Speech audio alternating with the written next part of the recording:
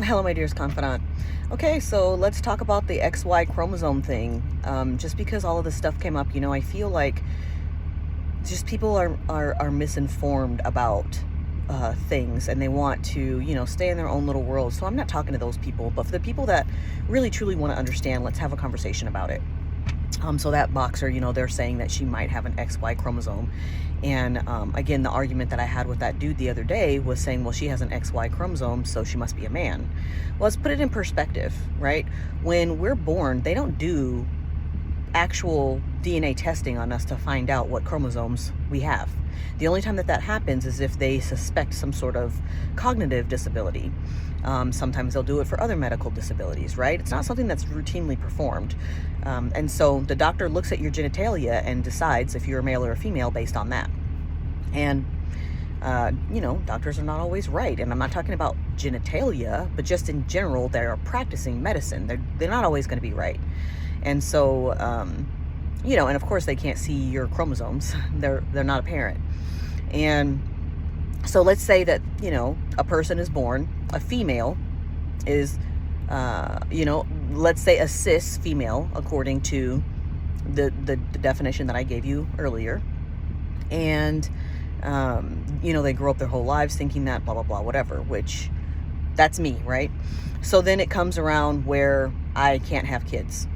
And so I go to a fertility doctor.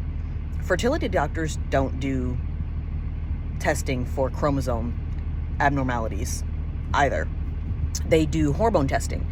So if your hormones are fucked up, then they'll give you hormones to balance, and hopefully you'll release eggs and blah, blah, blah, whatever. And so you could have the physical parts and then find out that you have something that makes your stuff not work proper. And so, then this is where gender identity becomes important, because I've lived my whole life as a female, and I thought I was female only to find out that genetically I'm not. So this is how gender identity doesn't necessarily have anything to do with my sexual preference, right? That's different. And so for all those people that are automatically assuming that because someone has, a Y chromosome that makes them a male, that's not necessarily the case either.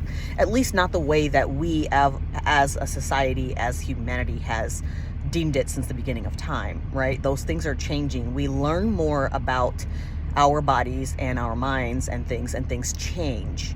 And so that it really doesn't have anything to do with whether the Bible plays a part in this. Not at all. Not on any level. And so for the people that are not considering that when they're making those biased statements, they're really missing out on the beauty of humanity. You're casting out people when you don't necessarily need to. And, I'm not trying to be on my soapbox here. We're just trying to educate, because there's so much misinformation out there, and you can find the wrong answer very quickly. It's about doing research and wanting to know what's right in order to figure out what actually really is right. And I just don't want people that have beautiful souls to maybe not find the right people because they won't show their true selves, because they're afraid of the bigots that are out there, the zealots that are out there. I love you, and I see you, and I don't care what your insides look like. I care about your character. I care about your personality. I care about how you treat other people. And that's really all it should be about. I love you, my dearest confidant. Until next time.